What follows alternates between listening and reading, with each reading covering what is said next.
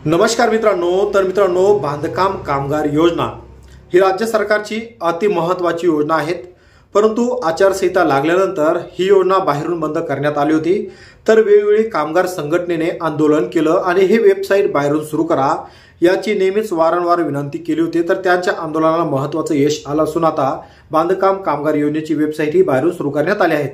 तर मित्रांनो, आता हा विषय जाऊ द्या, आपण डायरेक्ट महत्त्वाच्या मुद्द्यावर आता येऊया। तर मित्रांनो, व्हिडिओचा थंबनेल तुम्ही पाहिलाच असेल की बांधकाम कामगार योजनेचे अर्ज भरत असताना तुमचा अर्ज जर रिन्यूअल केला आणि व्हेरिफिकेशनसाठी तुम्ही तालुका ऑफिसवर गेला असाल किंवा जिल्हा ऑफिसवर गेला असाल आणि व्हेरिफिकेशन झाल्यानंतर सुद्धा तुमचे अर्ज काही ना काही कारणामुळे हे रिजेक्ट करण्यात येत आहेत। तर मग आता हे अर्ज रिजेक्ट का केले जात आहेत या संदर्भातच आजचा हा महत्त्वाचा व्हिडिओ आपण बनवणार आहोत। तर बांधकाम कामगाराच्या जे महत्त्वाचे व्हिडिओ आपण बनवले आहेत या व्हिडिओच्या कमेंट बॉक्समध्ये बऱ्याच कामगारांनी तसेच केंद्र चालकांनी कमेंट केले आहेत की सर, आमचे अर्ज हे संपूर्ण व्यवस्थित असल्यावर सुद्धा अर्ज हे रिजेक्ट का करण्यात आले आहेत। तर मित्रांनो, आजचा हा महत्त्वाचा व्हिडिओ बनवणार आहेत। हा व्हिडिओ शेवटपर्यंत बनवून राहा आणि मित्रांनो, या व्हिडिओला सुरुवात करण्याआधी चॅनलवर तुम्ही पहिल्यांदा असाल चॅनलला सबस्क्राइब करून बाजूला असलेल्या बेल आयकॉनला नक्कीच प्रेस करायचा आहे। अशाच प्रकारचे महत्त्वपूर्ण अपडेट व्हिडिओ तुम्हाला भेटत राहण्यासाठी। तर चला करू व्हिडिओला सुरुवात।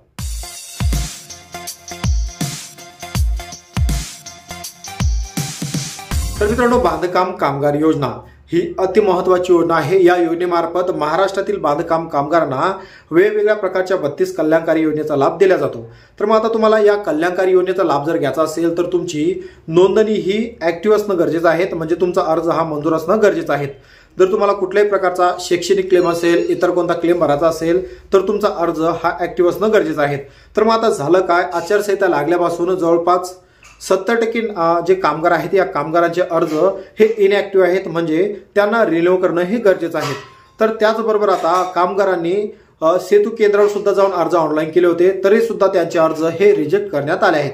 तर मग आता बाहेरून साईट सुरू करण्यात आली, बाहेरून सुद्धा अर्ज झपाट्याने टाकणं सुरू आहे। तर तुम्ही पाहू शकता अर्जाची त्याचबरोबर व्हेरिफिकेशनची लिस्ट ही दिवसेंदिवस वाढताना सुद्धा त्या ठिकाणी दिसत आहेत।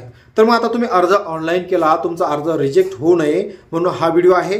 तर मित्रांनो, ज्यावेळेस तुम्ही 90 दिवसाचं जे प्रमाणपत्र आहेत, एक तर ग्रामसेवकचं घेतलं असेल किंवा कॉन्ट्रॅक्टरचं घेतलं असेल, तर तुम्ही ज्यावेळेस अर्ज ऑनलाईन केला तर त्या ठिकाणी फक्त आणि तुम्ही 90 दिवसाचं प्रमाणपत्र हे अपलोड केलेलं असतं। तर मग आता हे अपलोड केलं, तुम्ही म्हणता असाल की आता त्या ठिकाणी फक्त 90 दिवसाचं प्रमाणपत्र अपलोड करायचा ऑप्शन आहेत।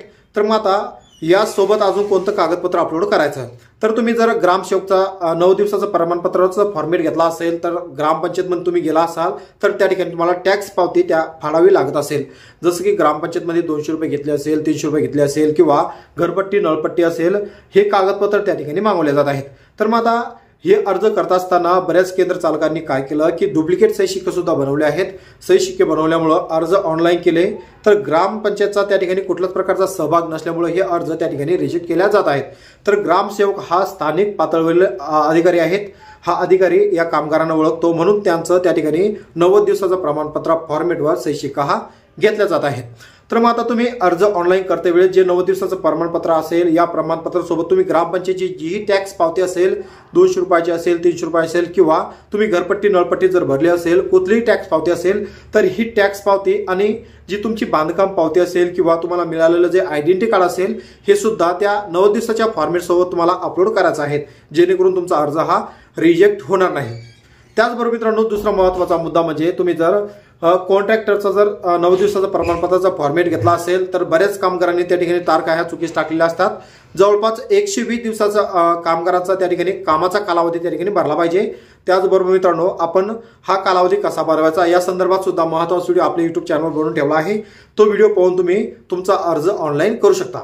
तर मग आता हे 90 दिवसाचं जे फॉर्मेट आहे या फॉर्मेट सोबत जो कॉन्ट्रॅक्टर आहे त्या कॉन्ट्रॅक्टरचा जो लायसन असेल, लायसनची झेरॉक्स असेल, ओरिजिनल असेल, ते लायसनचं प्रमाणपत्र सुद्धा 90 दिवसाच्या प्रमाणपत्रासोबत तुम्हाला अपलोड करायचं आहे।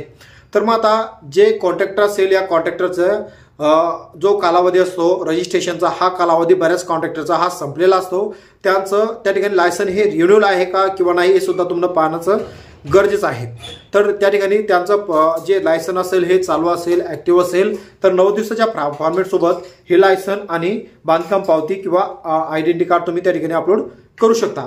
तर अशा प्रकारे तुम्ही ही संपूर्ण प्रोसेस जर योग्यरित्या आणि अर्ज जर व्यवस्थित भरला असेल, जावक क्रमांक असेल, तारीख असेल जर व्यवस्थित भरली तर तुमचा अर्ज हा कधीच रिजेक्ट होणार नाही। तर मित्रांनो, अशा प्रकारे तुम्ही अर्ज ऑनलाईन करून तुमचं रिन्युअल त्या ठिकाणी करू शकता। त्याचबरोबर नवीन अर्ज जर करायचा असेल तर नवीन अर्जासोबत सुद्धा हे फॉर्मॅट तुम्हाला वापरायचं आहे आणि तुमचा अर्ज मंजूर करायचा आहे। तर मित्रांनो, आशा करतो या व्हिडिओतील संपूर्ण माहिती तुमच्यासाठी इन्फॉर्मेटिव्ह असेल। व्हिडिओ तुम्हाला आवडला असेल, व्हिडिओ आवडल्यास नक्कीच एक लाईक करायचा आहे। व्हिडिओ कसा वाटला नक्कीच कमेंट बॉक्समध्ये कमेंट करून कळवायचं आहे। आणि मित्रांनो, चॅनलवर पहिल्यांदा आला चॅनलला सबस्क्राईब करून बाजूला असलेल्या बेल आयकॉनला नक्कीच प्रेस करायचा आहे अशाच प्रकारचे महत्त्वपूर्ण अपडेट व्हिडिओ तुम्हाला भेटत राहण्यासाठी। तर मित्रांनो, थांबतो, वाट पहा पुन्हा एका योजनेची नवीन व्हिडिओची।